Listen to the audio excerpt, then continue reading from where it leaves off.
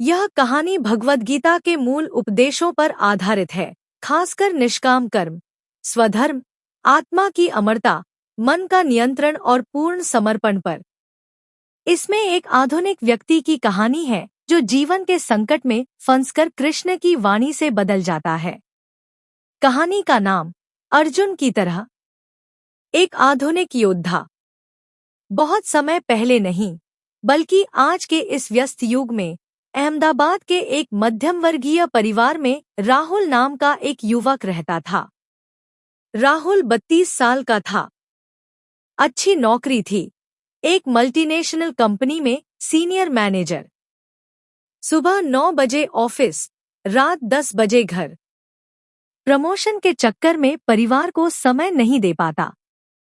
पत्नी प्रिया और 6 साल की बेटी आराध्या अक्सर कहतीं, पापा आज थोड़ा जल्दी आना, लेकिन राहुल का जवाब हमेशा एक ही होता, प्रेशर है यार, टारगेट पूरा करना है। धीरे धीरे तनाव बढ़ता गया। नींद नहीं आती, चिड़चिड़ापन बढ़ गया। एक दिन ऑफिस में बड़ा प्रोजेक्ट फेल हो गया। बॉस ने डांटा, सहकर्मी पीछे हंसने लगे। घर आकर प्रिया ने कहा, राहुल तुम बदल गए हो, हम तुम्हारे लिए अब प्राथमिकता नहीं रह गए। राहुल चुप रहा, लेकिन अंदर से टूट गया। रात को छत पर बैठकर सोचा, क्या फायदा इस सब का? मेहनत कर रहा हूं, लेकिन खुशी कहाँ है? परिवार दूर होता जा रहा है, स्वास्थ्य खराब हो रहा है। शायद छोड़ दूं सब कुछ। उसी रात सपने में उसे एक दृश्य दिखा। विशाल मैदान, 2 विशाल सेनाएं आमने सामने।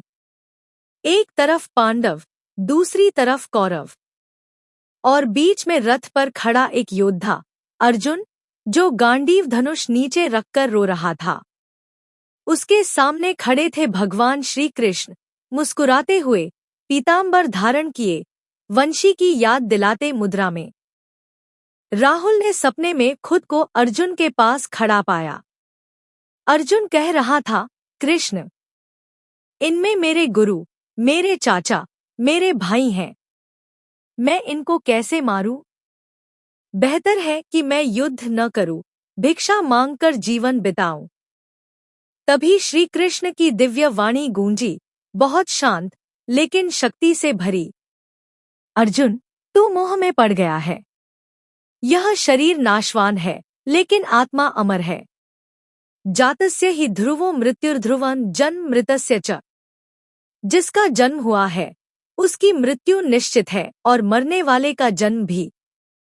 इसलिए जो अनिवार्य है, उसके लिए शोक मत कर। राहुल सुन रहा था, जैसे ये शब्द उसके अपने दिल के लिए हों।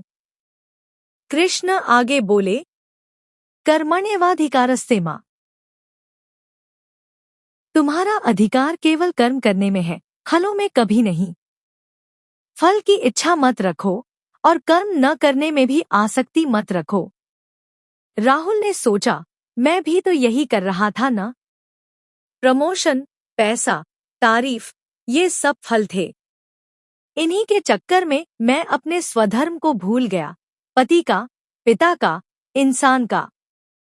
कृष्ण मुस्कुराए और बोले, श्रेयान् स्वधर्मो विगुणः परधर्मात् स्वनुष्ठितात्। अपना धर्म भले ही कमजोर दिखे, उसे निभाना बेहतर है। दूसरे का धर्म भय पैदा करता है। राहुल, तुम्हारा स्वधर्म क्या है? नौकरी करना, लेकिन परिवार को समय देना, ईमानदारी से काम करना, बिना परिणाम की चिंता किए। सपने में राहुल अर्जुन से पूछ बैठा, प्रभु, लेकिन मन तो बार बार डगमगाता है। तनाव, क्रोध, डर, इनसे कैसे बचें? कृष्ण ने उत्तर दिया, बंधुरात्मात्मनस्तस्य येनात्मैवात्मना जितः। जिसने अपने मन को जीत लिया, वह अपना सबसे बड़ा मित्र है। जिसने नहीं जीता, उसके लिए मन ही सबसे बड़ा शत्रु है। मन को वश में करने का उपाय है निष्काम कर्म। काम करते जाओ, लेकिन फल भगवान पर छोड़ दो। फिर कृष्ण ने सबसे गहरी बात कही, जो राहुल के रोम रोम में उतर गई। मन्मना भव मद्भक्तो मद्याजी मां नमस्कुरु। मुझ में मन लगाओ, मेरे भक्त बनो, मुझे पूजो और मुझे नमस्कार करो। मैं वादा करता हूँ, तुम मुझे प्राप्त होगे, क्योंकि तुम मुझे प्रिय हो। सपना टूटा। राहुल आंखें खोलकर उठा।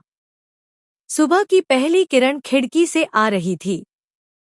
उसने पहली बार कई महीनों बाद गहरी सांस ली। उसने प्रिया को जगाया और कहा, आज मैं जल्दी घर आऊंगा, आराध्या के साथ खेलूंगा। अगले दिन से राहुल का जीवन बदलने लगा। कहानी अंधेरे से उजाले तक। एक छोटे से गांव में आरव नाम का एक लड़का रहता था। वह बहुत साधारण परिवार से था।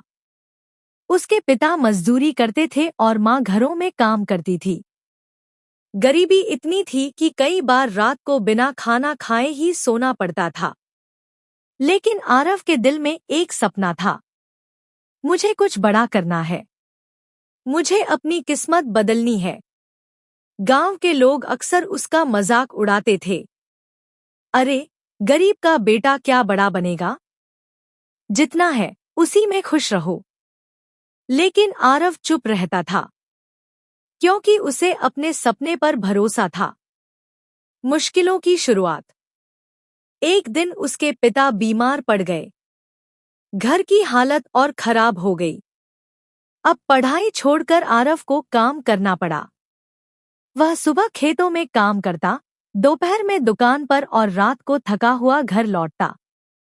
लेकिन उसने एक चीज कभी नहीं छोड़ी, सीखना। रात को वह एक छोटी सी टॉर्च की रोशनी में पढ़ाई करता। एक छोटी सी सीख जिसने जिंदगी बदल दी। एक दिन उसे सड़क पर एक पुरानी किताब मिली। उस किताब में एक लाइन लिखी थी, जिस दिन तुम हार मान लेते हो, उसी दिन तुम्हारी कहानी खत्म हो जाती है। यह लाइन उसके दिल में बस गई। उस दिन से उसने ठान लिया, चाहे कुछ भी हो जाए, मैं हार नहीं मानूंगा। संघर्ष और मेहनत। अब आरव दिन रात मेहनत करने लगा। लोग उसे पागल समझते थे। दोस्त बोले, इतनी मेहनत करके क्या मिलेगा? लेकिन आरव बस मुस्कुरा देता। वह हर दिन खुद से कहता, आज नहीं तो कल मेरी मेहनत रंग लाएगी। सबसे बड़ा झटका। एक दिन उसकी माँ भी बीमार हो गई। घर में पैसे नहीं थे। आरव पूरी तरह टूट गया। उसने पहली बार भगवान से पूछा, मेरे साथ ही ऐसा क्यों? लेकिन उसी रात उसे अपनी किताब की वो लाइन याद आई, हार मत मानो। उसने अपने आंसू पोंछे और फिर से खड़ा हो गया। बदलाव की शुरुआत। आरव ने शहर जाने का फैसला किया। वहां उसने छोटे छोटे काम किए, चाय बेचना, अखबार बांटना, मजदूरी करना। लेकिन उसने एक नई चीज सीखी, हर काम छोटा नहीं होता, सोच छोटी होती है। धीरे धीरे उसने पैसे बचाए और अपनी पढ़ाई फिर से शुरू की। सफलता की उड़ान। कई सालों की मेहनत के बाद आरव ने एक छोटा सा बिजनेस शुरू किया। शुरुआत में बहुत नुकसान हुआ, लेकिन इस बार वह डर नहीं रहा था। उसने गलतियों से सीखा और फिर से कोशिश की। धीरे धीरे उसका काम चल पड़ा। आज वही आरव एक सफल इंसान बन चुका था। गांव के किनारे एक टूटी सी झोपड़ी में आरव अपने माता पिता के साथ रहता था।